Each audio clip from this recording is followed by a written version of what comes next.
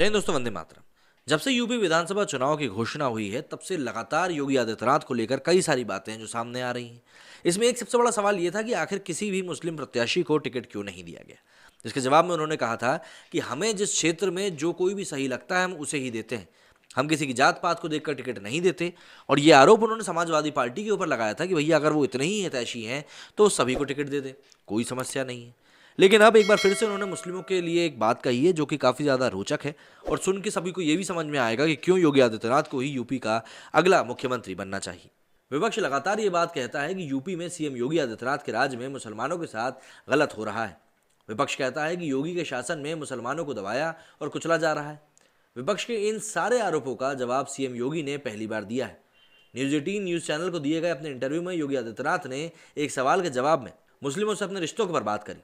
योगी ने सवालों के जवाब में कहा कि मेरा मुसलमानों से वही रिश्ता है जो उनका मुझसे है।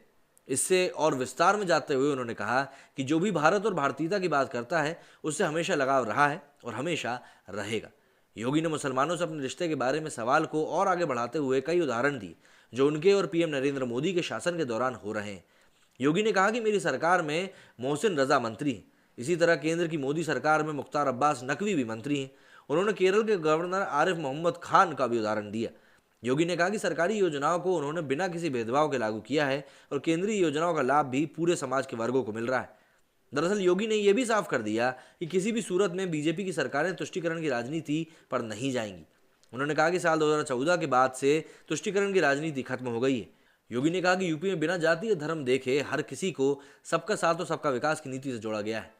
उन्होंने इंटरव्यू में साफ किया कि दोबारा सरकार बनने के बाद भी गुंडों और माफियाओं के खिलाफ सरकार का अभियान पहले की तरह ही जारी रहेगा और उसमें किसी भी तरह की रोक नहीं आएगी और अगर कुछ भी होता है तो उससे योगी सरकार निपटने के लिए तैयार रहेगी। हम ऑलरेडी देख चुके हैं किस तरीके से योगी सरकार के रहते हुए जो गुंडे हैं और जो असामाजिक तत्व हैं उनकी संपत्तियों को किस तरीके से कुर्क किया गया और किस तरीके से अपराधियों को पकड़ पकड़ कर जेल में डाला गया और किस तरीके से पुलिस को भी मुस्तैदी से काम करने के निर्देश दिए गए। ये सभी पिछली सरकारों में कहीं ना कहीं गायब थे और तभी हमको कई सारे बाहुबली बड़े बड़े नेता बनते हुए दिखाई दिए थे। तो अब ऐसे में जाहिर सी बात है जो बातें निकल कर सामने आ रही हैं उन बातों के कारण योगी आदित्यनाथ की लोकप्रियता पर तो कोई असर आएगा नहीं। लेकिन एक बात ज़रूर है, जो लोग उनके साथ खड़े हैं उनको उनके ऊपर और भी ज़्यादा दृढ़ विश्वास ज़रूर हो जाएगा। आपका इस बारे में क्या कहना है मुझे कमेंट करके ज़रूर बताएं। मेरे स्टूडियो फिलहाल इतना ही। जय हिंद, जय भारत।